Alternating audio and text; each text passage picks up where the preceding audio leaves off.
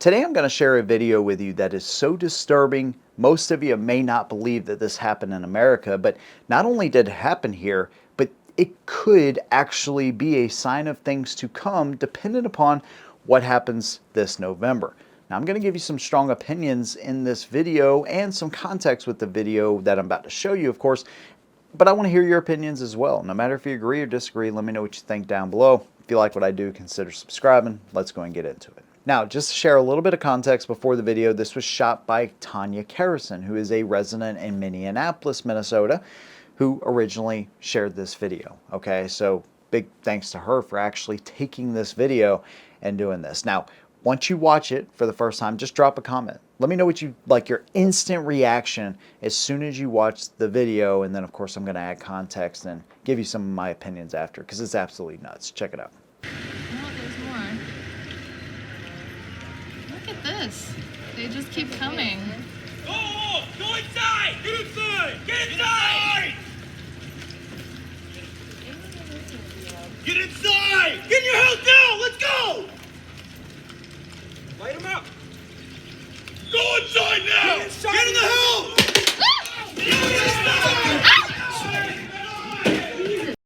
Get in, get in, get in, get in, get in, get in! Get in! Are you okay? Right on the crotch. Are you okay? You got hit? I'm good. They're fucked for that, dude. What? Okay. That happened right here. So again, this was in 2020. The first thing pretty much everybody thinks about when you bring up the year 2020 is COVID. And while that's true, COVID was going on and there was a lot of questionable things that Americans were willing to put up with in 2020. Unimaginable things that Americans were willing to do and comply with. This wasn't because of COVID. This was actually caused by the death of George Floyd. You have a video of an officer with the knee on his neck. He's asking for air, and there's been a lot of things that have come out since then. But you have a video that looks bad. You have people that are angry. You have officers get fired. And then the protests start. And here's where I fall on protest. You should be able to protest whatever you want. No matter if I agree or disagree or whatever, you should be able to do that. But once your protests turn to rioting, looting, burning down buildings, and committing crimes, you're no longer a protester, you're a criminal. And that's exactly what happened in the city of Minneapolis. I think over 1,500 businesses were burned to the ground. So who was the governor that actually called in these orders for the National Guard? Well, it was Tim Waltz, who is the VP pick of Kamala Harris. The mayor of Minneapolis had asked Governor Waltz to bring in the National Guard days before. He saw what was going on. Hey, our city's burning to the ground. We need some help here. A staffer for Waltz told the mayor, like, hey, he's kind of hesitating by sending in the National Guard. Now, Trump said he was going to do it. Now, there's some inflammatory remarks from Trump right here, admittedly, as well, okay? Something about, the residents wouldn't mind the National Guard occupying the city. But one thing you have to remember, every statement that I was able to find from Trump, that I read anyways, always talked about looting, people committing crimes, people burning buildings to the ground.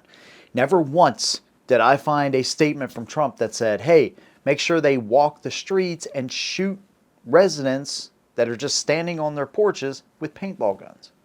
That order came from somewhere else, and I got a pretty good guess as to who that is, because Waltz waited like 3 days to even call in the National Guard, and by that time, things were starting to subside while the city was burning to the ground. He said in this curfew, right, that started at 8 p.m., lasted till 6 a.m., right? And so there was stipulations in the curfew, like, hey, if you're a resident, you can stand on your own property. Well, thanks for the permission. You can stand on your porch, but if law enforcement tells you something different or gives you different instructions, you got to follow them. These orders were put in place by the governor to show force and hopefully try to, I guess in his mind, make up for all the damage that had already been done. You hear the officers yell, light them up. Now, it doesn't look like a paintball gun to me. It actually looks like a riot gun with some type of paint projectile. Some people would say, oh, that's a paintball gun. Well, you know, paintball guns have hoppers on the top where you actually drop the paintballs in, but there's all types of non-lethal projectiles that police have access to. And so while it may or may not be an actual paintball gun, I don't know if you've ever been hit with a paintball, right? Or something similar to that, but they hurt. They will leave welts on you wherever they make contact. And you hear the kid even say, man, that hurt, you know, it hit me right in the crotch, you know. And so those things actually, they do hurt. And without protective gear on you, especially covering your face or your throat, your eyes, anything like that, they can do some serious damage. So you may see it as something like silly, like, oh, it's, you know, just a riot, a non-lethal type of projectile. You see the smoke on the ground right there that kind of pinpoints the location as well as they're coming back in the house.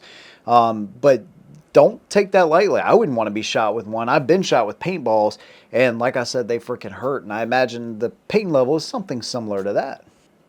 Now, the other thing I don't want y'all to get the impression of is that I don't support good police officers, because I absolutely do. But this is crossing a line to me, right? Now, if this video showed, you know, that the person taking the video or another person was taking a video of them rioting, looting, burning down buildings, attacking citizens, that kind of stuff, oh, absolutely. You know, using non-lethals to stop them in their tracks, we all prefer that, right? We would much prefer that over them using lethals, right? But police officers are in tough spots. The majority of them, they have to make these split-second decisions in which do they use lethal, non-lethal, and we've seen good police officers and bad police officers, right? It's just it's an unfortunate thing that there's bad mixed in with a lot of good police officers. So don't get the idea that I don't support police. But this reminds me of, oh, well, I was just following orders. This, in my opinion, walking through a neighborhood, a peaceful neighborhood at that, where nothing is obviously going on, is way too far. Even if they think that they're trying to keep some type of control with presence, there's nothing really that separates their presence like this with non-lethals than what you may find in a communist country like China or a totalitarian type of government. Except over there, they would be using real guns, of course. Keep those officers where the action is happening, making sure that you're locking people up that are, you know, actually committing crimes, not peaceful neighborhoods where people are just chilling on their porch, you know, watching what's going on. Now, this is just one of the disgusting displays that happened from 2020, from, you know, orders of staying in your homes, not being able to go to work. You got to wear a mask. You got to take the jab. There was all kinds of things that Americans were willing to comply with. And even when you watch this video, there's a lot of people that are agreeing. They say, hey, they told them to get in the house 3 times. You get what you get. Something to that extent. That's the scary part, is that tens of millions of people will be voting for a Waltz Harris ticket, or a Harris Waltz ticket, however you want to say it, that has people that think like this and think they can absolutely do this and there's nothing wrong with it, and you know, they feel like they just saved the day. So big thanks to Tanya, the lady that shared this, and getting it out there. And I'm so glad it started making its rounds again, because I've never seen it, dude. I was absolutely like I said, just disturbed and disgusted by what I was seeing. And I'll say it again, don't get rid of your guns. Don't give up your rights. Don't give them a single inch, because this is not too far off from what we see in other countries, right? We love freedom, and we love, you know, announcing how free we are and all the freedoms that we have. But those are starting to be eroded away in 2020. And what happened then is just another reminder of how close we are to losing those rights. So whether it's this, or whether it's your ability to speak or anything like that, don't ever give that up, man.